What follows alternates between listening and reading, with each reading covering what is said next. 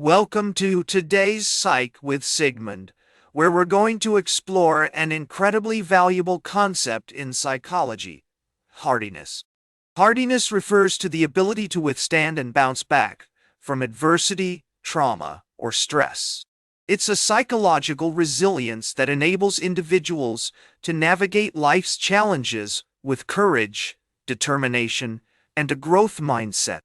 The concept of hardiness emerged in the 1970s, primarily through the work of psychologists Susanne Cabasa and Salvatore Madi. They sought to understand why some people were more resilient than others when faced with stress and adversity. Through their research, they identified three key components that contribute to an individual's level of hardiness: control, commitment, and challenge. Control refers to the degree to which individuals feel they have power over their lives and the events that unfold. Commitment involves being engaged and invested in one's life, relationships, and activities. Challenge represents the ability to view difficulties as opportunities for growth and development, rather than threats to one's ego or well-being.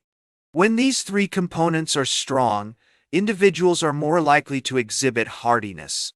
From a theoretical perspective, hardiness is closely related to other psychological concepts such as grit, emotional intelligence, and post-traumatic growth. Research has shown that individuals with high levels of hardiness tend to have better coping mechanisms, more adaptive stress responses, and increased overall well-being. One notable study on hardiness was conducted by Susanne Cabasa, who examined the relationship between hardiness and illness in a group of executives. She found that those with higher levels of hardiness were less likely to develop illnesses, even when faced with high levels of stress. This suggests that hardiness can have a positive impact on both physical and mental health. In terms of real-world applications, understanding hardiness can be incredibly beneficial. By developing our ability to cope with stress and adversity, we can improve our relationships, increase our productivity, and enhance our overall quality of life. Therapeutic approaches like cognitive behavioral therapy and acceptance and commitment therapy often incorporate principles of hardiness to help individuals build resilience. For example, a CBT therapist might work with a client to identify and challenge negative thought patterns that undermine their sense of control and commitment. An ACT therapist, on the other hand, might help a client develop a greater sense of psychological flexibility, allowing them to approach challenges with a more open and curious mindset. In addition to therapeutic applications, hardiness can be developed through practice and training. This is known as post-traumatic growth, where individuals emerge from challenging experiences with newfound strengths and abilities. Research has shown that even small increases in hardiness can have a significant impact on our overall well-being and quality of life. To illustrate this concept, consider the story of Malala Yousafzai, the Pakistani activist for women's education.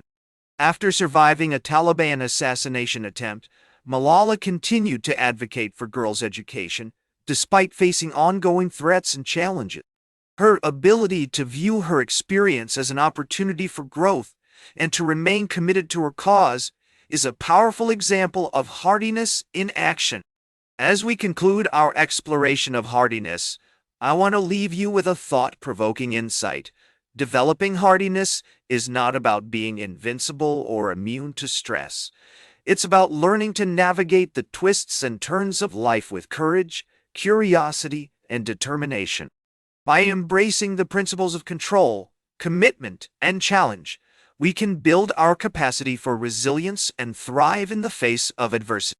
It's also essential to acknowledge that hardiness is not a fixed trait, but rather a dynamic process that can be influenced by various factors, such as social support, coping skills, and personality.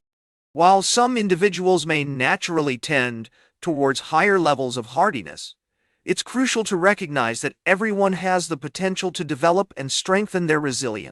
In fact, research has shown that even small increases in hardiness can have a significant impact on our overall well-being and quality of life. For example, A study on college students found that those who participated in a brief hardiness training program showed improved academic performance, reduced stress, and increased life satisfaction.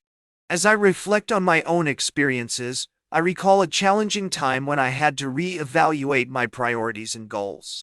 While it was a difficult experience, I was able to draw upon my own reserves of hardiness to navigate the situation and emerge stronger on the other side.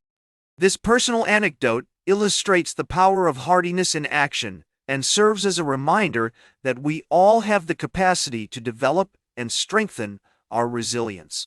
That's all for today's Psych with Sigmund. Remember to like, share, and subscribe. And until next time, may your ego find balance between pleasure and reality.